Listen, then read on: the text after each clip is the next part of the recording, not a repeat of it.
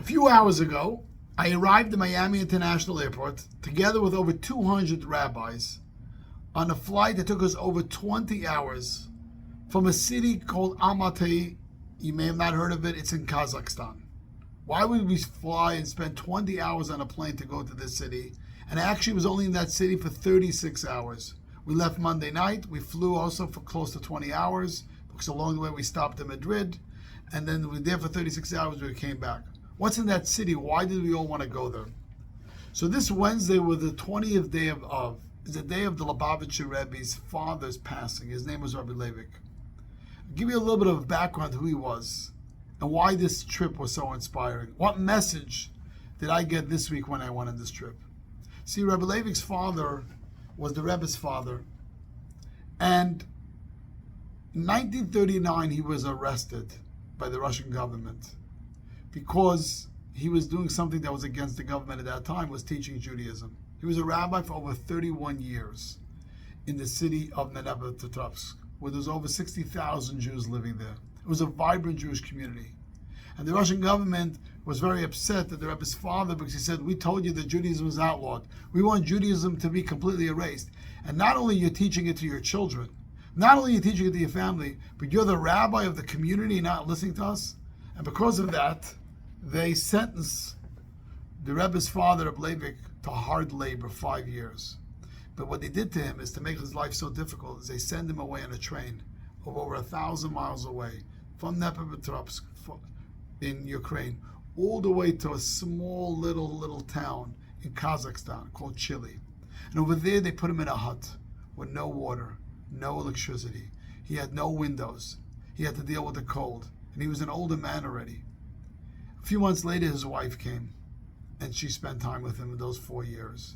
And it was a very, very difficult year. At that time, the Lubavitcher Rebbe was living in America. At that time, as you know, parents and children were living in different parts of the world, and they weren't able to see each other. He was there for 5 very difficult years. While he was arrested, they actually tortured him for over a year, trying to get him to tell them who were the other rabbis and people he was working with to spread Judaism, and he wouldn't listen to them. So after being tortured a year, then being sent away to the city of Chile, in Kazakhstan, in hard labor. Eventually, at the end of, when he got to the 5 years, they released him, and they said they could only go to the next big town, where there was only a few Jews living there, because he was like in a hut next to the woods. And he was over there, and after a few months, what he went through the last 5 years really took a toll on him, and he passed away. And Rebbe Zimchana buried him in a little cemetery in that town. It wasn't a Jewish cemetery, maybe there were a few Jews there, and that's where he was buried. Now, from 1944 until the early 1990s, nobody was able to go. You know, the Soviet Union was shut down. Kazakhstan was part of the Soviet Union. You couldn't go there. But in the mid-90s, once it opened up, they built, for the Rebbe's father's grave, a little room around it so people could go there and do prayers. And the last few years, on the day of his yahrzeit, people went there. People go there. Why did we want to go there? Because we, as the Lubavitcher Rebbe's representative shluchim, the Rebbe that had such a big influence on us, the Rebbe was never able to go to his father's grave. Actually, the Rebbe left Russia in 1927. The Russian government didn't let the Rebbe's parents go out to his wedding to see him at that wedding when it was 1927 in Poland. The Rebbe was never able to go to his father's grave because, as I said before, they closed down, the Soviet Union was closed down. So we felt as Chabad rabbis, of people that the Rebbe had such a big influence, we're going to give honor to the Rebbe's father, the one that raised him, the one that inspired him, the one that actually had a big influence in the life that the Rebbe lived. The life that the Rebbe lived inspired the world. We want to go to his grave, the day of his yahrzeit, and give thanks to him for blessing the world with such an amazing son that became the Lubavitcher Rebbe, and praying on behalf of ourselves and all our community and all our family at the grave on this holy day, the day of his yahrzeit. So while I was walking through the cemetery at night, it was very dark. It was a small cemetery. It was kind of run down. Thoughts went through my mind. One of the thoughts that I thought through was, a lot of times in life, you try something good, and then it doesn't work out. You say, look at me. Here I try to do something good, it doesn't work out, then I'm not going to do the good thing anymore.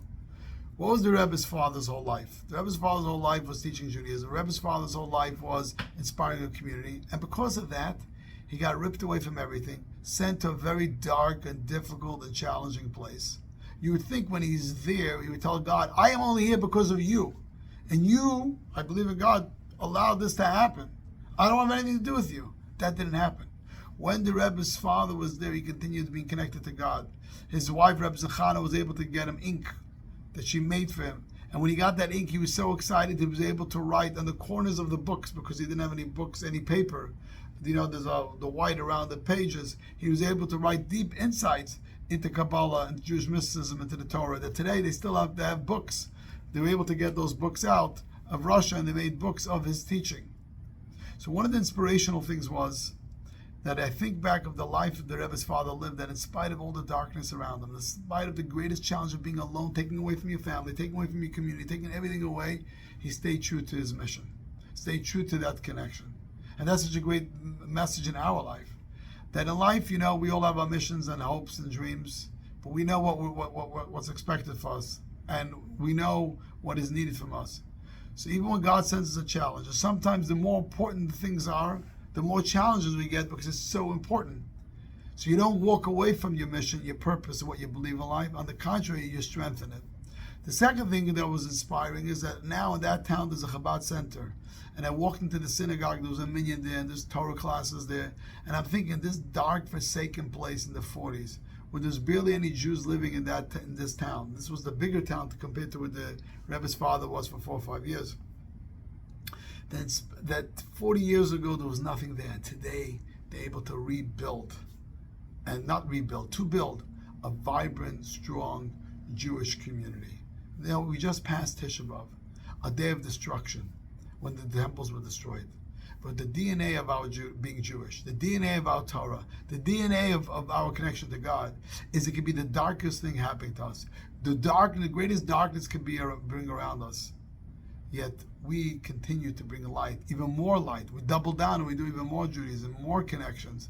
That's the message that I got. May God bless that everything that we prayed for and asked for should be revealed, that we should never have challenges, but if we do, we should take that challenge as a step to say, you know what, I'm going to do even more now. I'm going to accomplish more. I'm going to create more. I'm going to connect more. I'm going to bring more light. I'm going to strengthen my relationship with God, strengthen the relationship with my family, strengthen my mission and purpose in life. Good Shabbos.